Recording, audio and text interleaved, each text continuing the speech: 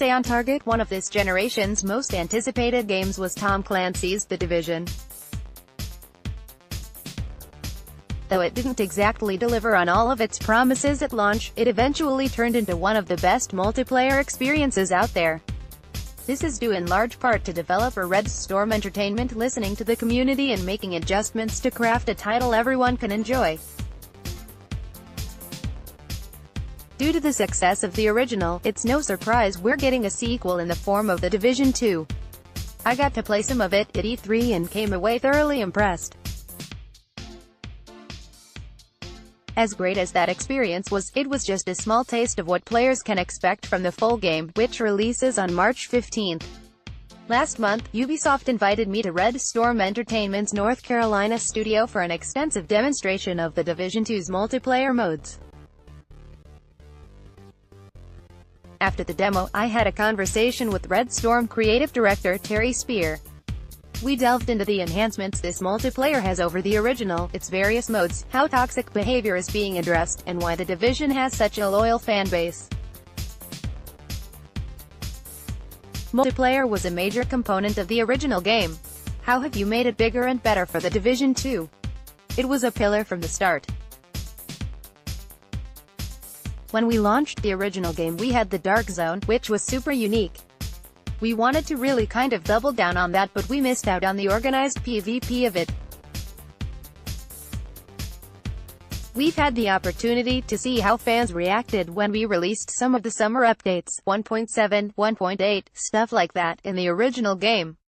They loved the organized PvP and we found tons of ways to improve the matchmaking, how we normalize gear, and stuff like that.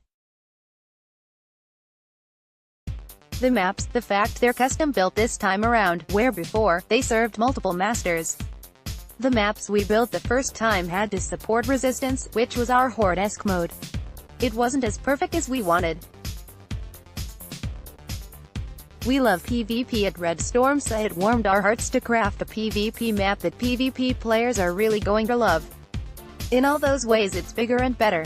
Kill times, how players use skills when they're in PvP, and so on. Even now, we're months away and there's still more work to do, but I think it feels pretty damn good. How important was player feedback for developing the multiplayer modes? It was huge. The fact that, as multiple studios, so many developers bought into the idea that we could create conflict and have it be a destination. I know that's kind of ambiguous. When I say destination, I mean a PvP experience that's top-notch and is going to have a place. That place is going to have different kinds of things to do. You've got fast-paced PvP, big player count PvP, objective-based PvP, all those things. I know at the beginning it's team deathmatch and domination, the stuff that people know. I think that's a perfect place to start because we want to get players in. Maybe you don't like PvP, maybe you tried it in the Dark Zone a little bit. You can try it out in Conflict and Team Deathmatch. Maybe you got a squad, you can go in and check it out. It's normalized and safe, is probably the best way I can put it. It's a time when you can kick back with your friends and play for 10 minutes. The matches are pretty quick and they resolve pretty fast. You don't have to give it a lot of thought. That was important for us. We can expand in so many ways post-launch. This time around, each Dark Zone sector has its own narrative. How do you balance letting players communicate with each other while still understanding the current objective? We made a specific decision for Conflict, and that was to keep narrative pretty light. You're going to hear characters you're familiar with talk to you. It's still Shade Agents versus Rogue Agents. Other than that, we heard it loud and clear from the community, they just want PvP, so that's what we've done. You're not necessarily fighting over the fate of the universe, there's no big thing you're trying to stop from happening. Players can focus on fun PvP. I guess that's the best way to say it. One thing I found interesting is how you're handling griefing and toxicity in multiplayer. How did you conclude the best solution was to not let players hear each other once they start shooting? That was a tough one. I expect that over the course of post-launch we'll continue to manipulate the strategies we take on stuff like griefing. When we really looked at the data, that was where people were their most toxic. If you and I are fighting, suddenly it's not about the game anymore, it's about all of these other terrible things. When we took a look at other competitive games, even games outside of shooters, and what they didn't let opponents talk to each other. I think generally that's pretty safe. We didn't want to eliminate VoIP overall because it's a unique feature. So we'll start there because I know if you beat me, I'm going to become upset and I'm going to be a little salty, so it's probably good I can't talk to you. I often hear companies talk about how toxicity during multiplayer is a problem, but I rarely hear any solutions. It's good to know you're addressing this and that you'll tweak things post-launch. I think there's more room for growth there too. It's stuff we're continuing to iterate on. I don't want to lead you down a false path, but what about the time period after you beat me? I can go find you again. So what do we do with the rules? We're still messaging that stuff out because it's sensitive. I don't want schoolyard bullies. I want a place where people can go to have fun. They can talk trash, but we're going to make sure it's not over the top. We'll continue to work on it. What did you do to make playing with your friends more fun this time around? We felt pretty good with the systems we had in the original game.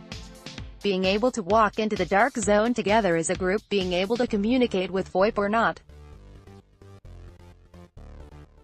I always saw some interesting strategies where some teams preferred to stay on VoIP rather than go into Xbox chat or whatever. They liked the fact players could hear them and kind of prepare, and then they would try and go dominate that team. We didn't do a whole lot to change the dynamic of how players interact as a group in the dark zone. We felt it was pretty good, but our ears will be wide open listening. How did you make all multiplayer modes enjoyable for folks who aren't necessarily fans of multiplayer? For Dark Zone, if you look at the mega map, we now communicate what's really happening a lot better. In the original, there was a landmark that was up or cleared. If you said it was up, then you'd go there. If you saw it cleared, you know someone just cleared it because you checked your map. Now when it's hot and active, it's going to communicate.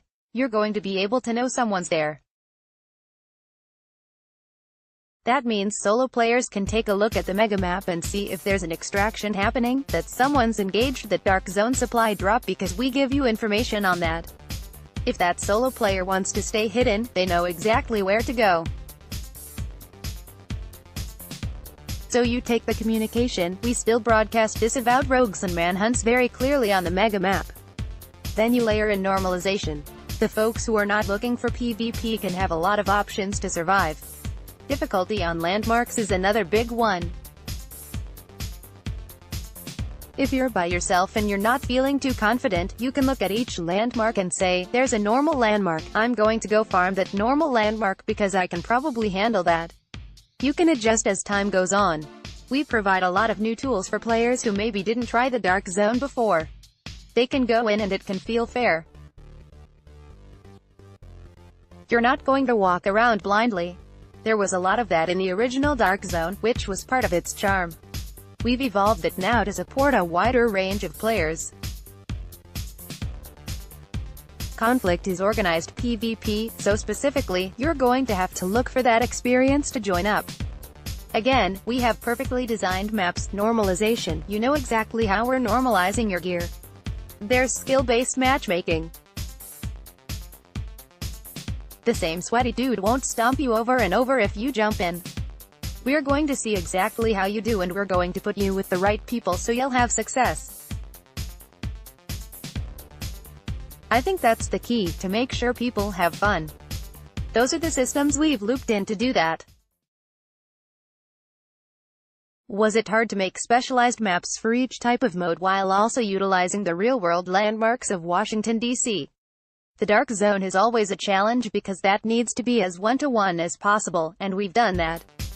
For the PvP maps, we've been inspired by specific locations like the Capitol Ruins. That's a place that really exists in DC.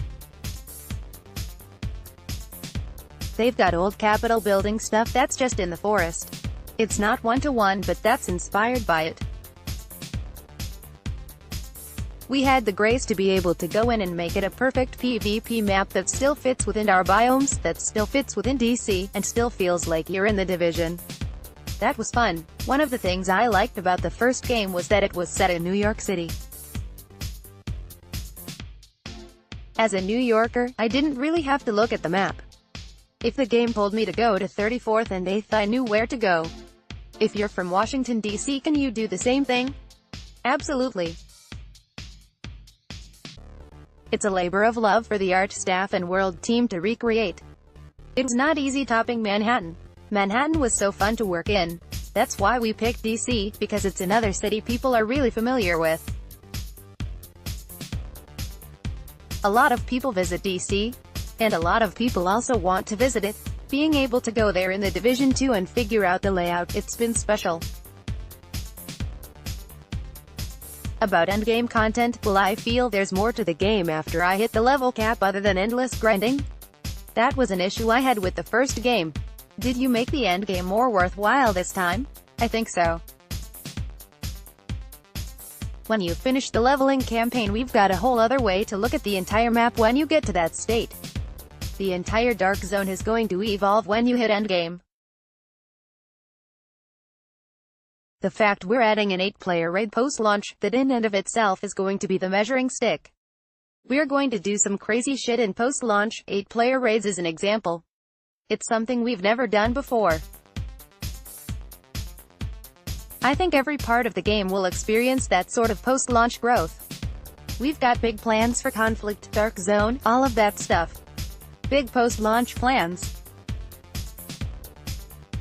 Ubisoft games tend to have a long post-launch shelf life, and the original The Division is no different in that regard. I know friends who are still playing it. What do you contribute to the loyalty displayed by The Division's fan base? I think it's because we're gamers too. I'm going to be in there and spend 1,000 hours in the game just like you and your friends. That's the connection. When somebody says something like "this sucks," we can say we feel the same way. I feel it really helps us stay connected and understand exactly what the community is talking about. We don't disconnect from the game. We stay in it. That really informs us on where to go and how to keep players happy. Pre-order Tom Clancy's The Division 2. Hear more on geek.com.